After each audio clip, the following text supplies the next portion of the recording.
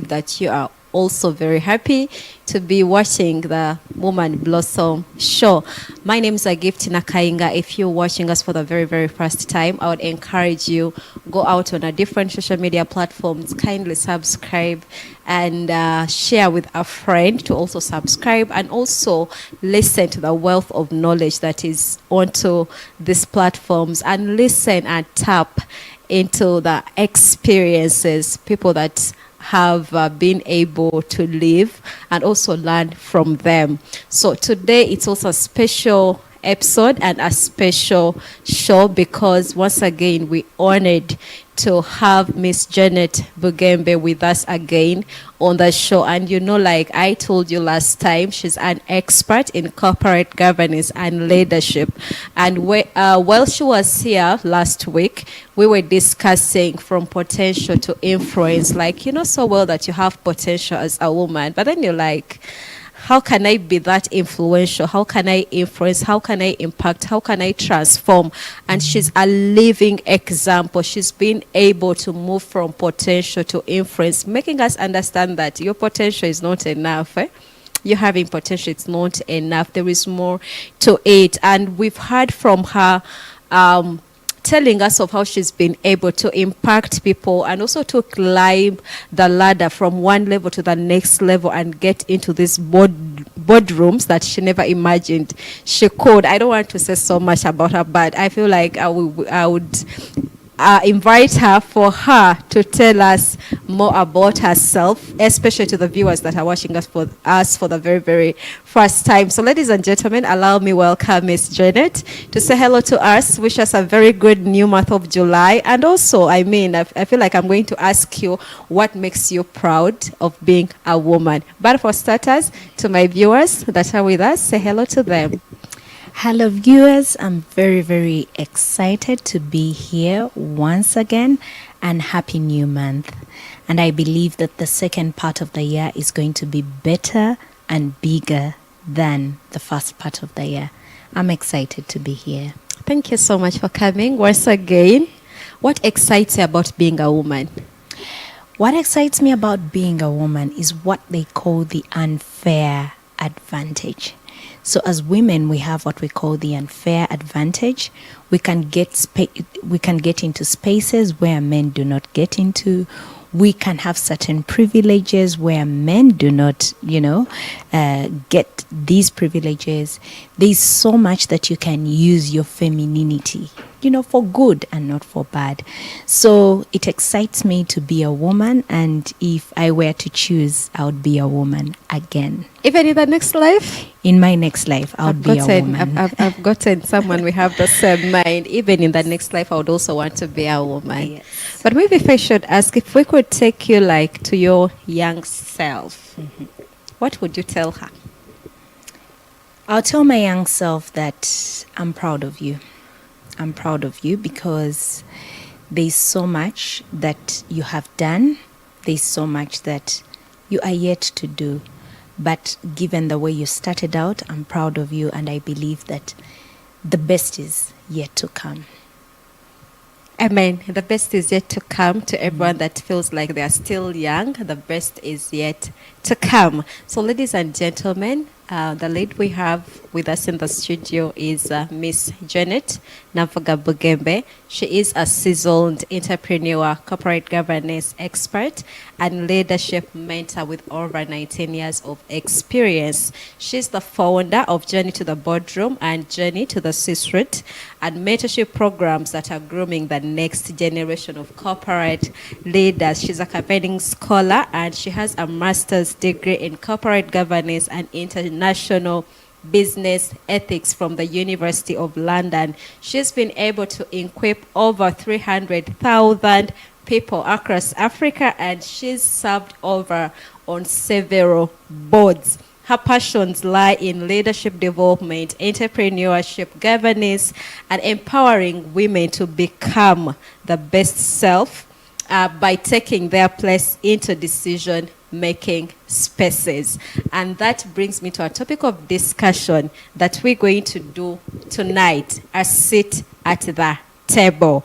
We are going to focus on corporate governance, board leadership, ethical decision making, and breaking barriers. I like the breaking barriers. I mean, so join us as we get into this. We want to understand how do you get, if you happen to get that seat onto the table, how do you maintain it? How do you maintain it and be able to lead with integrity and everything that she's going to share with us? Once again, Miss Janet, you so much welcome. Thank you. I'm very excited about our topic, a seat at the table. I've gotten there. Now what keeps me there? What has got me there can still keep me there. But let's start with a part of your story. Still. I mean, yeah. Wow. So, very interestingly, even before we get to sit at the table, maybe we need to understand what do we need to do to get that seat at the table. So, one of the things that we are teaching at Journey to the Boardroom is what they call a fit and proper test. What is called? A fit and proper. So for anybody to make any decisions at that level, at the board level, let it be you're working for a corporate institution, you're working for government, you're working for a private business, you need to first earn your seat at the table. So how do we do this? You have to undergo what they call a fit and proper to see whether you are actually deserving to sit at that table. I'll just give you an example. Many times we say that we want to represent, for example, companies on boards, but then just at your home, you're not paying your workers, you are treating them so badly. So how can we trust that you're going to make decisions of 3,000 people when you cannot even look after your own household of 10 people? So there are certain things that we need to look at, especially for ourselves as individuals. I want to say that we are all work in progress. Nobody is perfect, but I think we need to start on the journey, and that's where the inspiration of the name comes through. So we need to start on the journey of personal development, working on a product which is called you. How are you doing? Do you pay your debts? Okay, before you go and look at financials of institutions, sometimes I love to give this example. I have very many friends of mine who work for the central bank. They discuss the macroeconomics, they are planning, they are handling our budgets, Ministry of Finance, budgets for governments. But how are you doing with your personal finances? Are you paying your debts? You went and borrowed, let's say, salt from the shop, and you're taking the other direction all the time. So there are certain things that we need to look into. Have you been involved in any scandals, theft, corruption? Because one of the things that we are going to teach is exemplary leadership. You should be an example. Unfortunately, in Uganda, sometimes, maybe not all the times, but I'm also glad that this is changing. People are given positions of influence when everybody knows that this person has been problematic on the village, and now he is the LC1 chairman. You see, when we talk about corporate governance, it does not only mean corporate institutions. It begins even at the smallest unit. You're running your business and you have structures where yourself as an individual, the owner of the business, you pick money from the safe. So what are you teaching the people, that they can also pick some money from the safe when they're hungry, when they want to, and never give accountability. So all that is very, very important. So before you even earn your seat at the table, you need to look at yourself as an individual, look at your character. Yeah, I'll give you a very good example. When you are dealing with boards, this is serious business. Actually, one of the case studies that we did in my master's program in the UK was the VW emission scandal. Yeah. And one of the things you realize in countries in Europe, America, Germany, if anything happens, let's say if any institution goes south, it is the board of directors that goes to jail. So when we talk about board business, it is collective responsibility. It is a fiduciary duty. You have the duty of care, the duty of loyalty, you know. So these are very, very serious things. So just joining the board is not a prestigious thing, but you have to take the responsibility of your decisions. Everything that you are doing, you are on watch. That company will either go up or go down with you. So we just need to make sure that we prepare ourselves. When you're preparing to join the board, make sure that you research about the company, do your due diligence. You don't need to join every board. There are certain institutions that do not align with your values. For example, you are here and this is Google Day Television, and then you get an appointment to join a board of, let's say, a tobacco company, you know.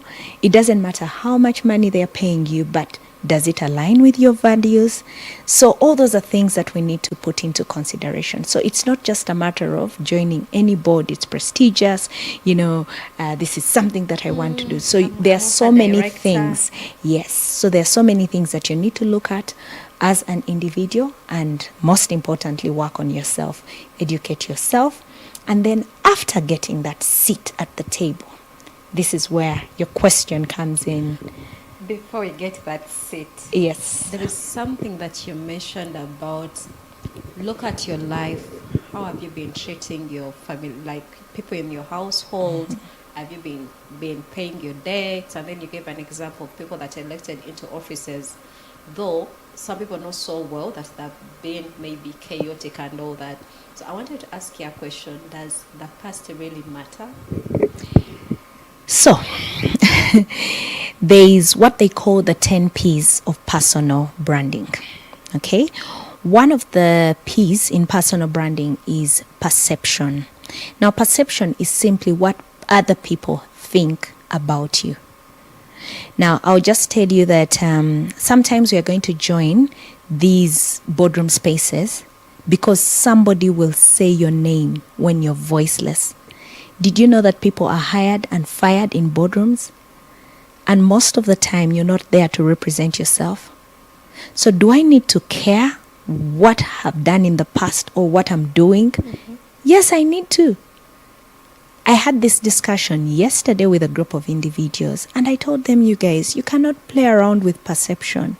You need to care what people think about you, because many times they will speak for you when you're voiceless. They will say, that girl always comes late. They've tarnished your image.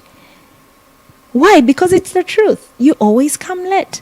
And guess what? You miss out on an opportunity. You miss out on a business. That person doesn't deliver. So should you care about what has happened in the past? Mm-hmm. Yeah. Can we have that person as the chairperson of our board? They were involved in a very, very big scandal of corruption. So should you care? I think we should care. So if a lot has happened in the past, the good thing is the blood of Jesus washes everything away. Mm-hmm. But going forward, you need to start caring about what people think about you and the way you even project yourself. I'll just give you a very good example. Social media, you know the internet never forgets. Yeah, so we also need to be careful the things that we say on social media, the things that we put out there. Are they the things that you might want people to see 4, 5, 10 years down the road? Are they things that you would want your children to see? So should you care? I think you need to. Actually, I was even going to ask you, for example, now someone that is living life or someone that is in their early years, mm-hmm. I would want to ask this for them that at what age should we start caring? Because mm-hmm. now someone can tell, maybe after I've gotten to campus, mm-hmm. maybe after I've gotten a job, or maybe after I've gotten married, or maybe. So just give them a good picture. So I think the best time to work on yourself is yesterday. The second best time is now. So yes, a lot has happened in the past, but now that you know better, you do better. And last week I talked about the 3-step success formula by Robin Sharma. Better awareness, better choices, better results. And that's why we have programs like this that can be able to educate us, inspire us to become the best version of ourselves. So if somebody knows now and they're 13 years of age, they need to start working on themselves. They are not too young. Yes, because now they know better. If you are on campus and you have done so much with your life and so much has gone on, yes, there is redemption. But going forward, you need to start caring. Perception is very, very important when we get into these spaces of boardroom governance. You cannot hide. You cannot run away from a corruption scandal. You cannot, because your image is going to be it's going to be part of the representation of the company that you are actually representing. So no company wants to associate with bad linen. Okay, so we need to start working ourselves, especially the young people. I've seen people live their lives in a manner that is, I don't care. I'm still young.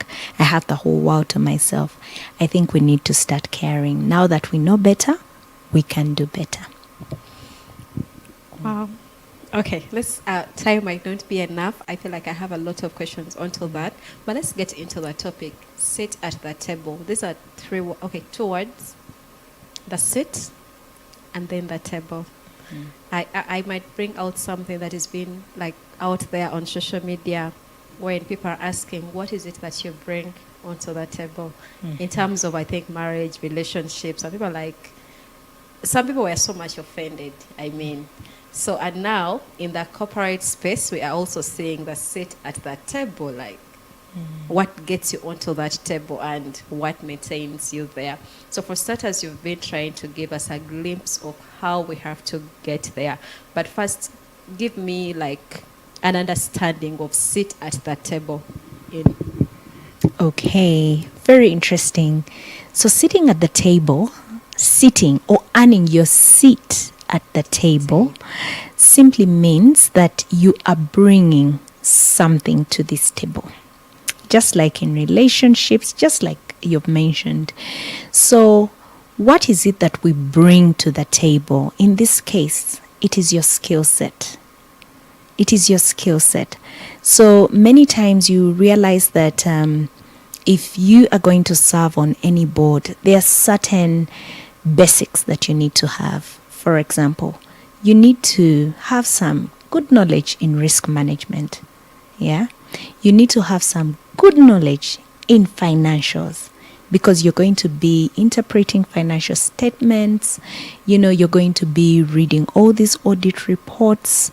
You need to have a very good understanding. You need to have an understanding of the company that you're representing. What are they doing? What kind of business? Which industry? How is the global economics affecting the industry? You need to understand those things. Yeah. So what are you bringing to the table? You're bringing your skill set. So it could be you have a legal mind. Okay. But I also want to demystify some of these things. People think that to be a very good board member, you either have to have done finance, you need to have done law, or you need to have been in the corporate space. I think everybody has something to contribute. Because if I'm a medical personnel like I am, can I earn a seat at the table with my knowledge in medicine? Oh yes, I think you can. You can, especially in areas where you are an authority. If we are looking for a task force that is going to fight Ebola, maybe you're the best person to bring on board, because you actually have a skill set in that area. You have experience, you've done research, So that is what you're going to bring to the table. So the first thing is you need to identify, what am I bringing to this table? It could be your skill set. It could be your networks. Some people are earning seats at the table because they know people. Strategically, by having them on the board, they can pick up a phone and call. Okay, really? Okay. Yes, they can. That's amazing. And that's why they're on that board, and you need them. Because without that person, maybe you might hit a dead end. And it could be in terms of business, it could be in terms of, getting help, with the regulator, whatever it is. So many reasons. So you bring your networks to the table. Yeah, you know people, and that can earn you a seat at the table. Yeah. The other thing is, it could be the other thing that you could bring to the table is institutional history. You were there when the company was starting.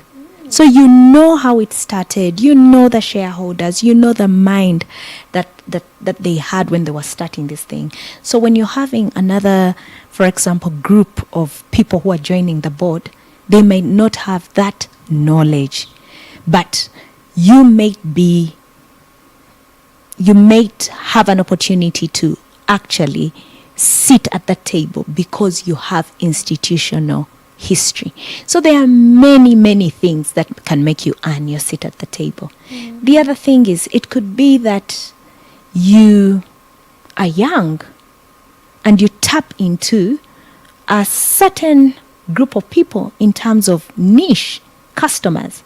For example, right now, financial institutions like banks are looking at products that can appeal to the younger generation. Why?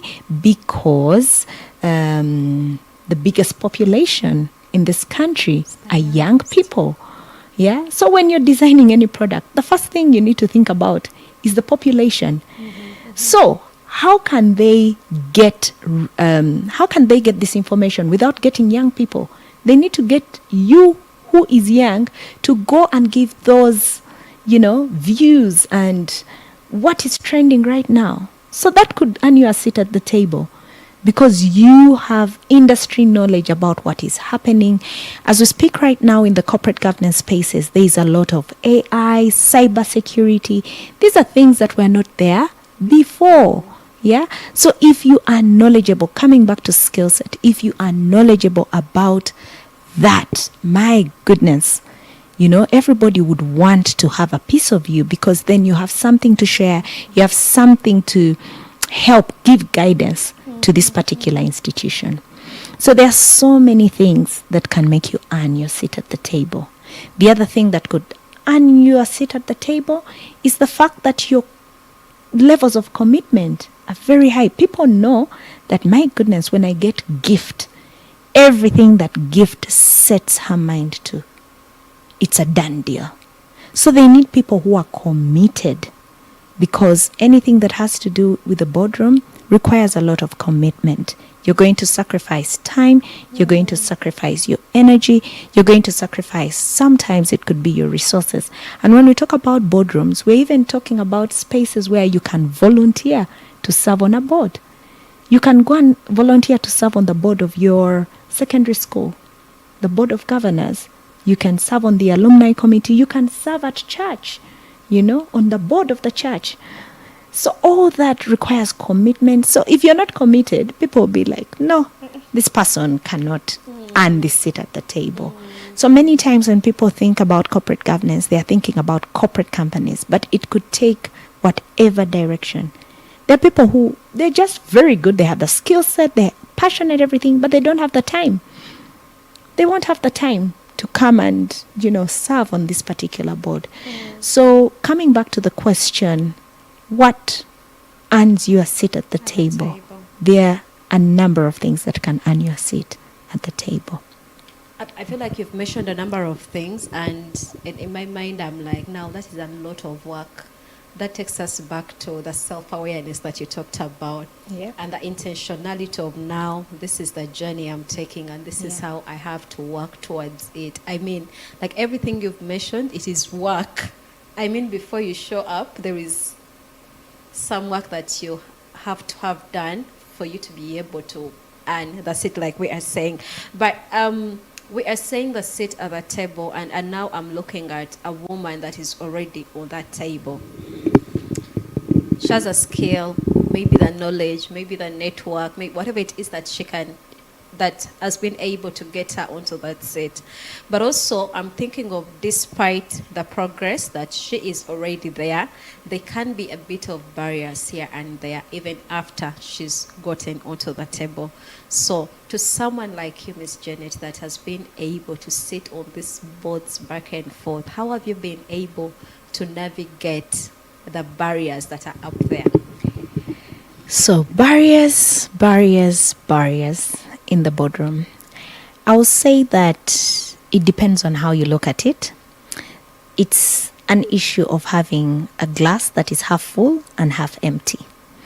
Now, the half full glass, I mean, you enter and you're like, oh wow, I'm ready to take this on. Half empty is you're looking at all the problems. Oh my goodness, I don't think I'm ready. Oh my God, it's a lot of time, commitment. So it depends on how you look at it. Now, what I would advise is for anybody who would love to join a board, the first thing that you need to know is it is responsibility. Responsibility.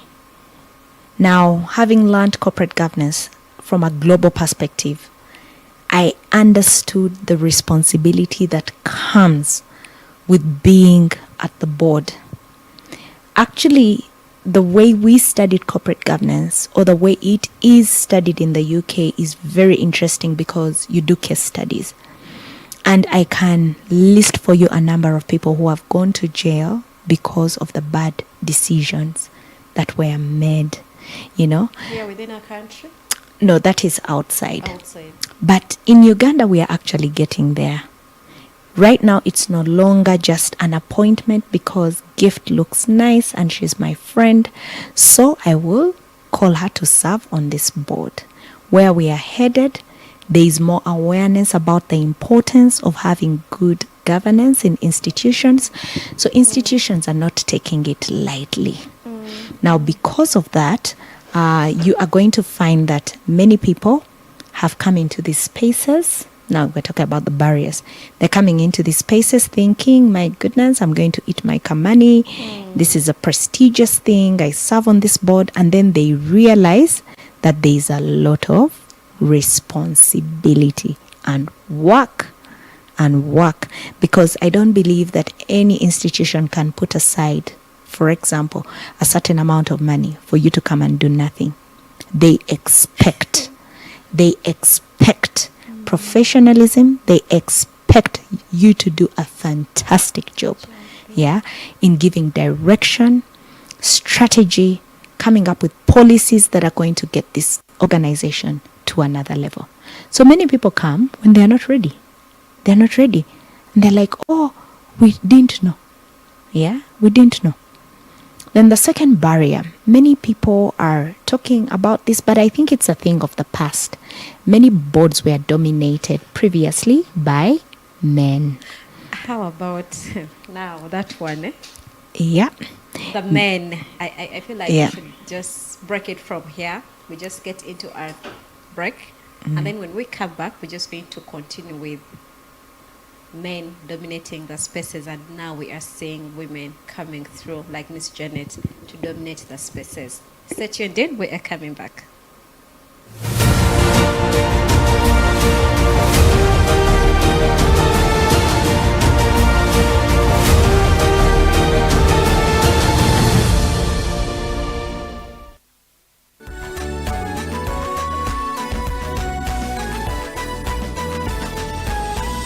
Gugude TV, transforming your life. Life is a race, not against others, but for a purpose greater than yourself. Every step you take matters. Every decision you make can change the course of someone else's journey. At Makere Full Gospel Church, we are running a race too. A race to purchase land next to the church compound so as to expand our parking space and build more infrastructure for God's work. With your purchase of Run Your Race book, authored by our very own Pastor Fred Wantanti, for just 30,000 Ugandan shillings, you're not just buying a book, you're joining the race. All proceeds from the book sale will go toward purchasing the land. Together, we can build a legacy that will last for generations. Buy your copy today and let's run the race together.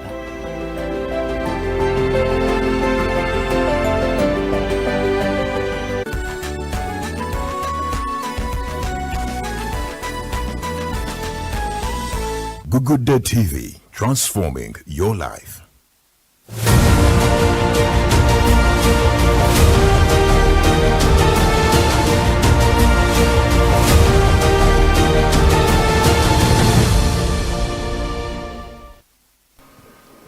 Welcome back. This is Woman Blossom. My name is Gift Nakainga with my guest, Miss Janet Navaga Bugembe. We are looking at a seat at the table, and that is in line with corporate governance, leadership, decision making, and breaking barriers. Are you a woman out there and your dream is to get into those boardrooms where decisions are being made?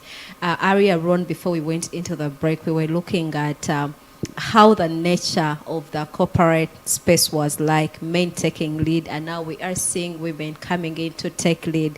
So Miss Janet, from where we were at, you said that back then it was different and now times are changing. I would love you to pick it up from there.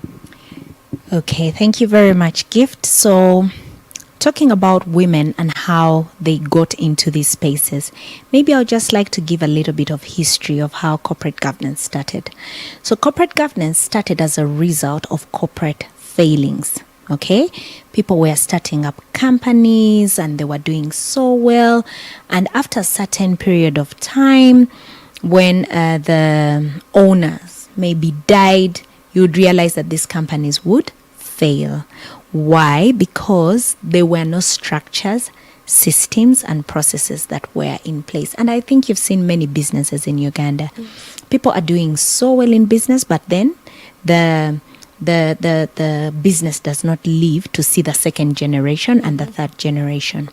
So in the United Kingdom in 1992, a gentleman by the names of Sir Adrian Cadbury came up with what they call the Cadbury Code of Corporate Governance that was helping to put up systems and structures in place where you now, as the shareholder or the owner of the business, you would appoint a board of directors, to help you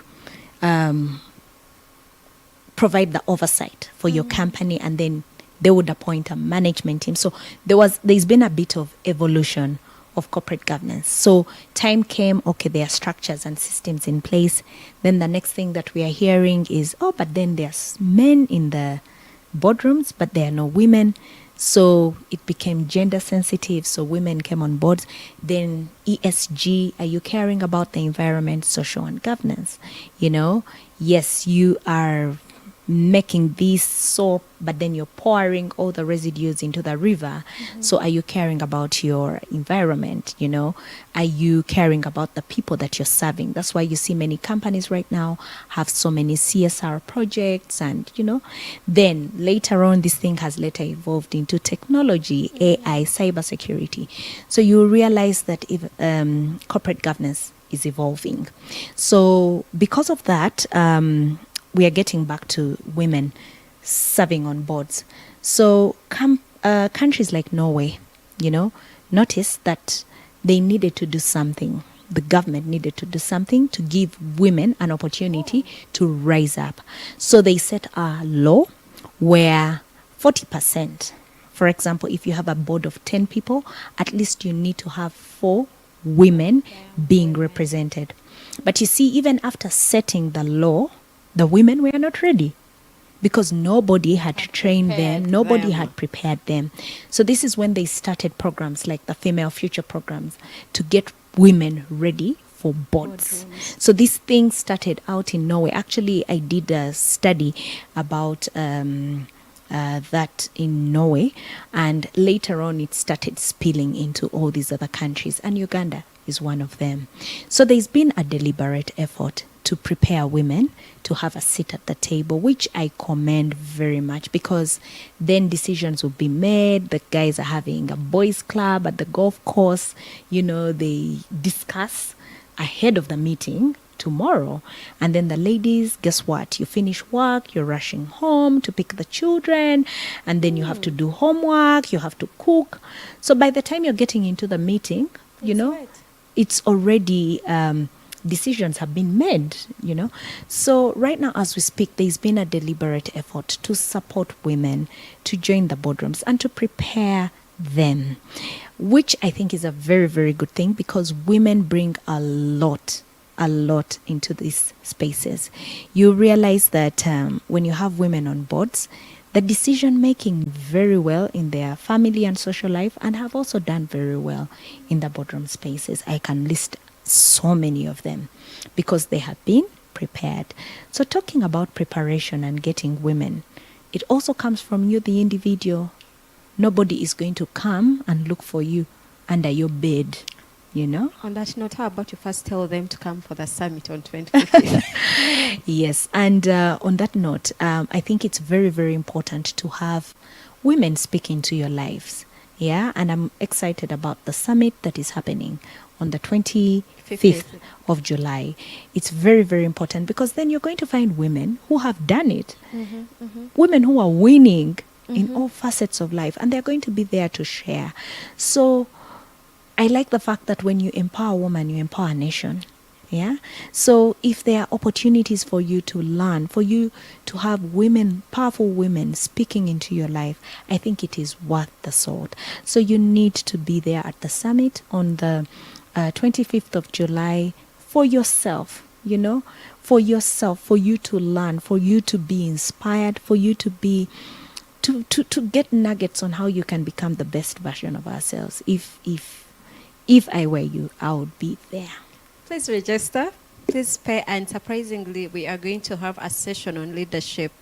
And that is by Apostle Irene Kauma. She's been into these corporate spaces, serving the First Lady, and she's going to take us through leadership and what it is for a woman. And we're going to have Pastor Sandra Baingana speak to us about balancing faith and innovation as women, because, we can pray, believe, but we don't come out to, like you say, to apply the knowledge and get it into action.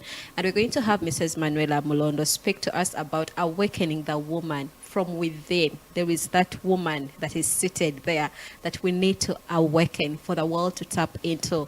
And we are going to have Pastor Sarah Segande to speak about breaking limitations and embracing your soul purpose. We're going to have Miss Sham Taylor Naranga to speak about awakening creativity. I sometimes feel like my mind can be up and about, like creating things like all over the world. And I'm like, I think it's the same to each one of us. We can come out and create certain kinds of things, and the world can be very amazing. So we need to awaken our creativity that is in there, that has been like silent for the longest. And I myself, I'll be taking us through boundaries in mental wellness. Are we healing or hiding? Even when it means you're coming out to serve in the corporate spaces, like Miss Janet is telling us, you need to make it a point that you heal, because your wounds will speak louder than your potential will ever speak. Back to our topic of discussion, I feel like I want to ask you that, as someone who has mentored future leaders, like through the different initiatives like Journey to the Boardroom, earlier you told me you could go to schools and get those youths, inspire them, mentor them, and I want to believe now there are good testimonies from them. So what is it that is your vision for the next generation of women leaders in Africa? The next generation of women leaders, I think we are already on our journey, and I'm very excited. Sometimes people think that for you to become a person of influence, you need to have to become an MP, you need to be a pastor, you need to be so many things, which, by the way, you can become a person of influence. But I also believe that you can start by influencing the people around you. Yeah, that people around you. Sometimes we feel that for you to become the change maker, you need a platform. But today, I would like to encourage everybody here everybody who is viewing tonight, to start looking at themselves as the change that they want to see in the world. If you can start by influencing your family, you can start by influencing your friends, you can influence your community, you are actually working towards building a better Uganda and a better continent. So I have been able to do this in my space. Yeah, I did not have to start with a very, very big platform. I started with the young ladies who came and asked me for an opportunity to be mentored. And today we have become a movement that is, advocating for ethical leadership, self-awareness, entrepreneurship, career growth and development, personal development, and, life skills. So we are doing that slowly by slowly. So you don't need to go and get the whole world. You can start where you are, and then you give yourself room to grow organically. So the future for the women leaders in this continent, with the deliberate effort that has been made in mentoring women, in mentoring the girl child, I believe that we are going to make a positive difference in the lives of people on this continent. I really believe it from the bottom of my heart, but it takes work. But I also want to say that hard work has never broken any bones. So we need to synergize, we need to come together and empower each other. And the first thing that I would like to say about ladies, let's not be in the business of breaking each other and tearing each other up. That is very, very common. Women, we tear each other up. We are fighting each other. But we need to uplift each other. We need to empower each other. When you find a fellow woman, give them a thumbs up. Support them. If they are running a business, support them. I'll give you a very good example. And I was having a discussion one time with my sister. Actually, my sister and my mom. And my sister said something very profound. She said, Janet, whenever you go to a supermarket, you never bargain. But when you find this lady outside your car window in traffic jam selling toilet paper, you want to bargain. You see she has a child on the back, but how about you give her more than what she even asked for as a way of empowering her as an individual? Now, for me, that changed my life. That changed the way I look at myself as an individual impacting another woman. Because the struggles that she goes through to raise the children, maybe they haven't had a meal. So if you can go over and above to support them, do it. But instead we fight each other. We are always, complaining about each other, So I think as ladies, we need to come out, hold our hands, and empower each other if we want to be the change that we want to see on this continent. And secondly, we need to invest in knowledge. I like what Benjamin Franklin once said. Benjamin Franklin is one of the men who wrote the Constitution of the United States of America. And he once said that empty the coins in your wallet into your mind, and your mind will fill your wallet with more coins. Why do I say this? Women we fear to invest. Anything that has to do with money. I can't go for the summit. I don't have the money. Yet you do not know that 50,000, that 100,000, that money that you're going, we look at it as spending, but we are happy to spend on our hair, but we are not ready to invest in our personal development. So I would like to urge the ladies, if we are going to go out and make a difference on this continent, you need to invest in yourself. Sometimes it may require time. It may require resources. You have to go and pay for this course. You have to go and pay to attend this conference for you to meet people who are in life where you want to be. It may require you to step out of your comfort zone, to travel, you know. So women, usually that part we don't like to invest, and yet men are very quick to invest. You know, they get money and invest and go and do this and do that and do that. So if we invest, we shall be on the right track. Then the other thing that I would encourage the women to do is to network intentionally. There is greatness around us. Greatness. Greatness. In fact, you are just one or two or three people away from the person who is going to change your life, the person who is going to support you in business. But are you intentional? You know, what women do is we want to take the back seat. Me, I don't want to talk to people. You know, for me, I fear people. No. So step out, step up, and show up. I'd just like to share with you a story that I shared yesterday. I was meeting a group of people yesterday, and I think for me, it speaks into stepping out and stepping up. So when I was in high school, one beautiful day, it was a Thursday, a teacher walked into class and asked a question. Who wants to go to South Africa? I put up my hand. I was the only one who put up my hand. I don't know what. School. Yes, I was in S5. So she had a piece of paper, so she wrote down my name on a piece of paper and she walked out of the class. Little did the class know, little did I know, that an opportunity had come where our school was going to participate in a school exchange program where students from South Africa were coming to Uganda, and they wanted to get 6 students from the school, 1 from each class, 1 from S6, S5, like that, to go to South Africa. And guess what?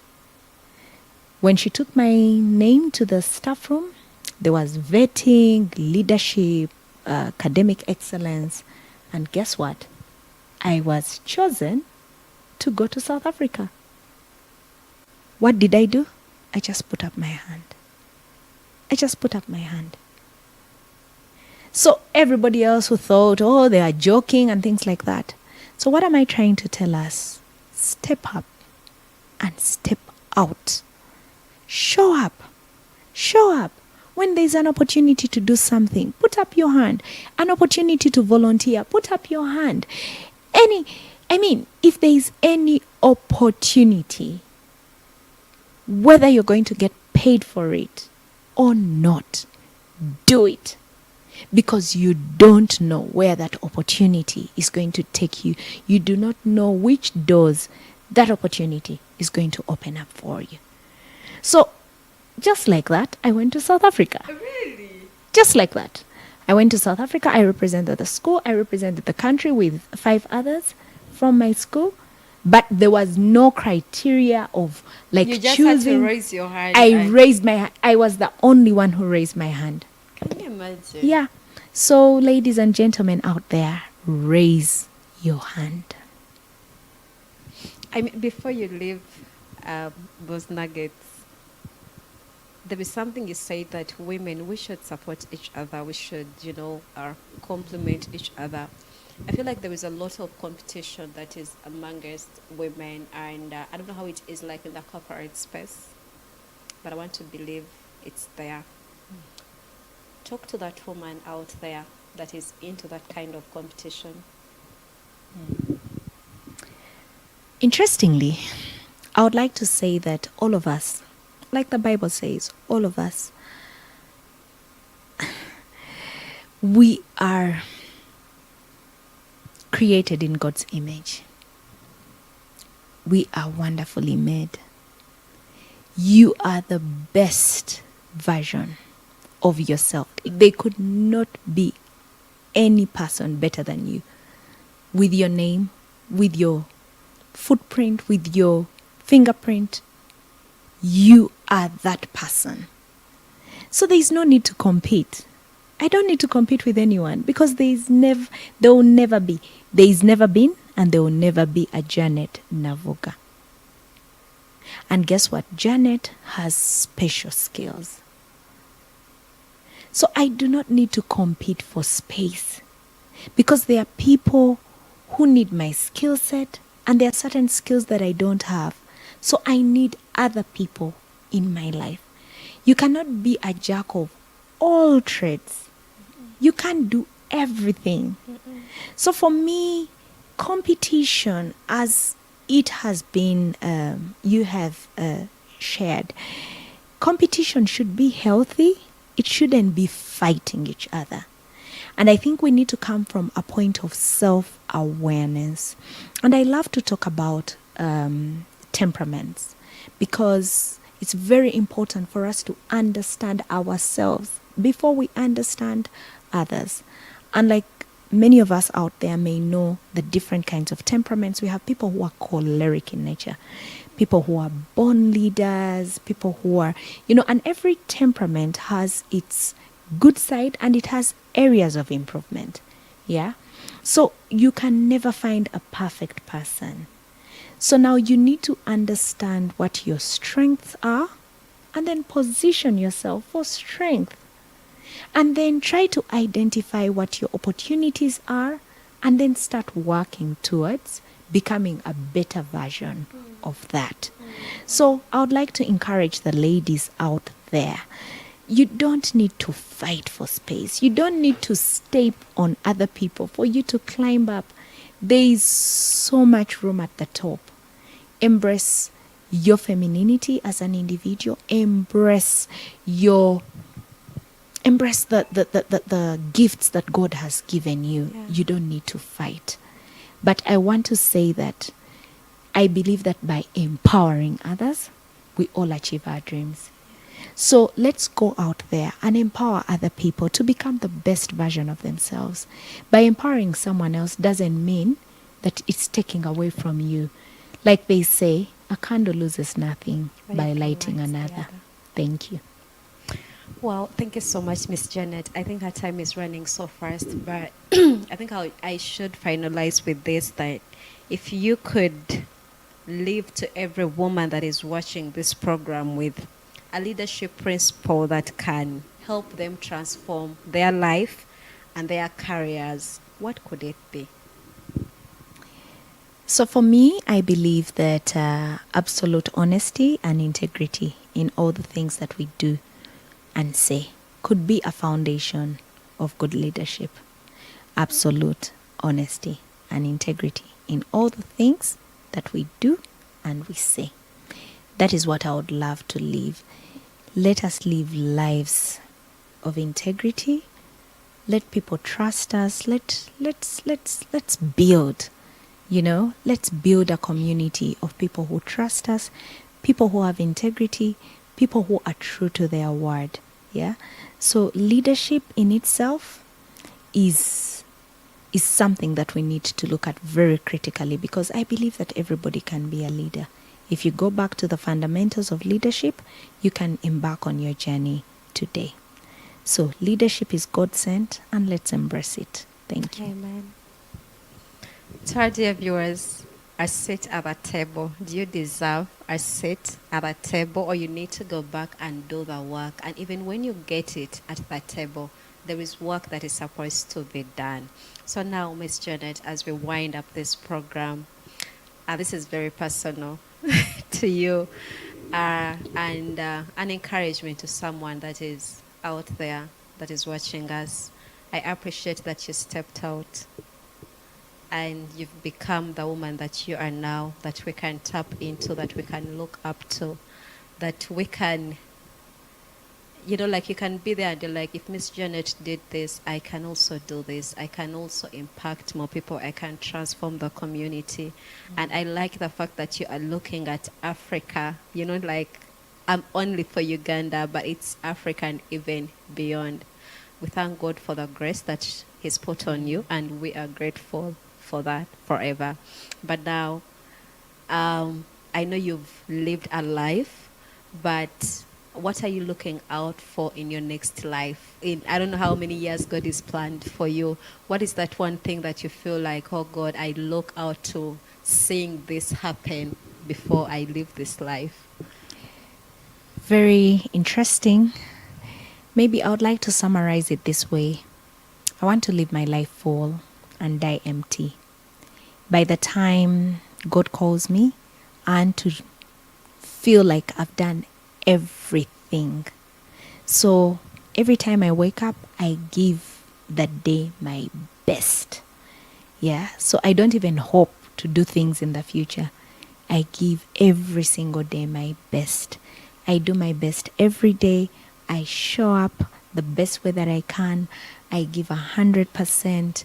I share as much as I can. I empower people.